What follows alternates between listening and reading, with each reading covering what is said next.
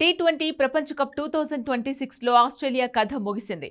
మరో మ్యాచ్ మిగిలుండగానే ఆ జట్టు టోర్నీ నుంచి నిష్క్రమించింది. వర్షం కారణంగా జింబాబ్వే ఐర్లాండ్ మ్యాచ్ రద్దవడంతో ఇరు జట్లకు చెరొక పాయింట్ కేటాయించారు. దీంతో గ్రూప్ బి నుంచి శ్రీలంక ఇప్పటికే గ్రూప్ 8లోకి అడుగుపెట్టగా ఇప్పుడు 5 పాయింట్లతో జింబాబ్వే కూడా ముందంజ వేసింది. ఈ మ్యాచ్లో జింబాబ్వే ఓడిపోయి ఉంటే ఆస్ట్రేలియాకు సూపర్ 8కు చేరే అవకాశాలుండేవి. అయితే వర్షంతో మ్యాచ్ రద్దవడంతో ఆసీస్కు ఆ అవకాశం లేకుండా పోయింది. దీంతో గ్రూప్ స్టేజ్లోనే ఆస్ట్రేలియా ఇంటిదారి పట్టింది. 2009 తర్వాత గ్రూప్ స్టేజ్లోనే టోర్నీ నుంచి నిష్క్రమించడం కంగారులకు ఇదే తొలిసారి. నిజానికి ఈసారి ఆసీస్ జట్టు కీలక ఆటగాళ్ల సేవలు కోల్పోయింది. హాజిల్వుడ్, కమ్మిన్స్, స్టార్క్ వంటి పేసలు లేకుండానే మెగా టోర్నీ ఆడేందుకు వచ్చింది. గాయాల కారణంగా వారంతా వరల్డ్ కప్కు దూరమయ్యారు. దీంతో ఆసీస్ బౌలింగ్ బలహీనంగా మారిపోయింది. ఈ కారణంగానే జింబాబ్వే చేతిలో ఆసీస్ చిత్తుగా ఓడింది. ఆ జట్టుపై జింబాబ్వే మంచి స్కోర్ సాధించి వారి అవకాశాలు దెబ్బకొట్టింది.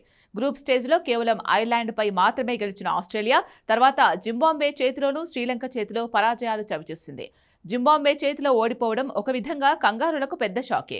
కీలక బ్యాటర్లు ఎవ్వరూ కూడా రాణించడం లేదు. మ్యాక్స్వెల్ ఒక్క మ్యాచ్లోనూ పెద్ద ఇన్నింగ్స్ ఆడలేదు. మార్ష్ గాయంతో మధ్యలో లేకపోవడం కూడా ప్రభావం చూపింది. ఇప్పుడు ఆసీస్ చివరి మ్యాచ్ ఒమన్తో తలపడుతుంది. ఆ మ్యాచ్లో గెలిచి మెగా టోర్నీ విజయంతో ముగించాలని భావిస్తోంది. ఇదిలా ఉంటే ఆసీస్ జింబాబ్వే చేతిలో ఓడిపోయిన తర్వాత ఆ దేశ మాజీ ఆటగాళ్లు సెలెక్టర్లపై మండిపడుతున్నారు.